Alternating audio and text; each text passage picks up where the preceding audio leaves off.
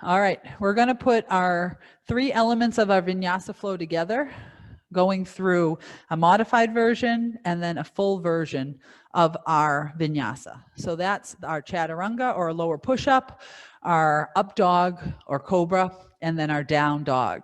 Those 3 motions making up our vinyasa flow. So to start, we're going to come right into plank, getting ready for chaturanga. And we'll start with the modified version of the vinyasa. Come forward into plank. We're going to take a half plank to start. Hands are underneath the shoulders, nice and straight from the knees to the top of the head. And what we're trying to really do is move with our breath here. As you exhale, keeping those elbows in close to the body, lowering yourself down to the mat. And then inhaling, elbows staying close, lifting the chest forward, coming into your cobra. Pushing into the hands, we're going to come through tabletop, curl the toes under, and push back to down dog. This is your modified vinyasa. Let's go through it together with our breath. Inhale forward to plank. Let the knees drop. Exhale, lowering down. Inhale, curling up to cobra. And then exhaling, pushing back into down dog.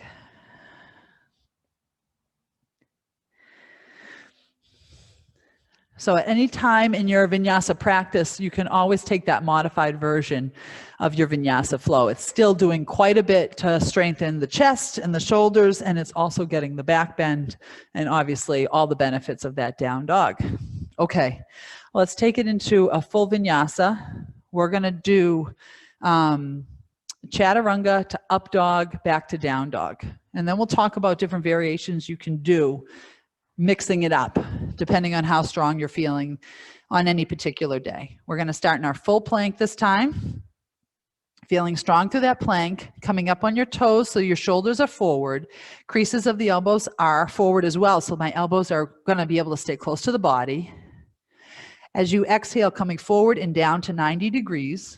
I'm going to keep my legs off the ground here, flipping to the top of my feet, inhaling up to up dog. And then engaging the core very strongly here. We're going to bring those hips up and back into down dog. Taking a couple breaths here.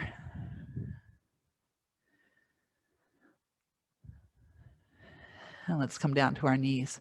So that's a full vinyasa, but there's a lot of ways to go somewhere between a fully modified and a full vinyasa. So let's just go through a couple.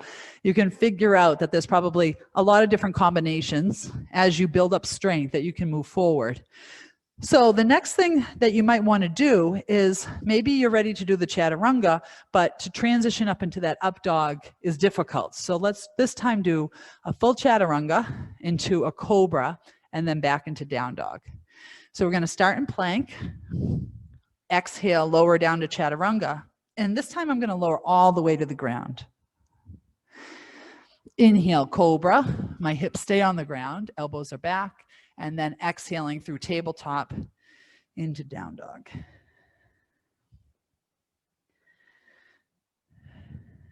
Let's do it with the modified up dog. So coming forward, lowering down through chaturanga. As I inhale, I'm letting my knees drop down. Modified up dog. My hips are off the ground. Chest is forward. And then exhaling back to down dog. Maybe you feel strong in your up dog. We can do this all day, but you're not ready to do the full chaturanga. So let's modify our chaturanga and then use our cobra or come up from our modified chaturanga into up dog. So coming into hands and knees, half plank, coming forward, exhaling, lowering down, and then inhaling into up dog. Knees and thighs are off the ground, shoulders away from the ears. This is a big core workout to bring those hips up and back into down dog.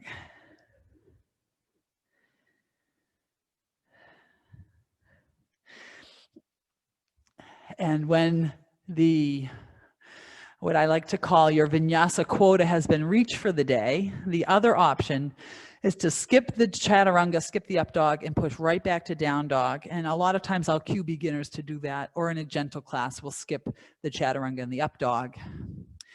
And what that does, it gives you one extra breath in down dog as everyone else is flowing through their vinyasa. So very easy. Coming from plank, instead of exhaling to chaturanga, you're going to exhale right back to down dog. You'll notice your hands and feet are basically in the position they need to be in already. And when those down dogs get tired, you can come down to child's pose. The more you practice, the more you'll know what your options are. The more you'll feel comfortable coming into a class, and no matter what the teacher's cueing, no matter what the people around you are doing, you'll know how your body's feeling. You'll know what variation to take. So keep practicing, and then you're ready to come into any vinyasa class and know that once you hit your strength quota for the day, you can start to modify, you can start to push right back into down dog, you can take child's pose at any time. We always offer that, and no one ever takes us up on it, but you have to listen to your body and give it what it needs to grow and strengthen without getting injured. Thank you for practicing with me today. Namaste.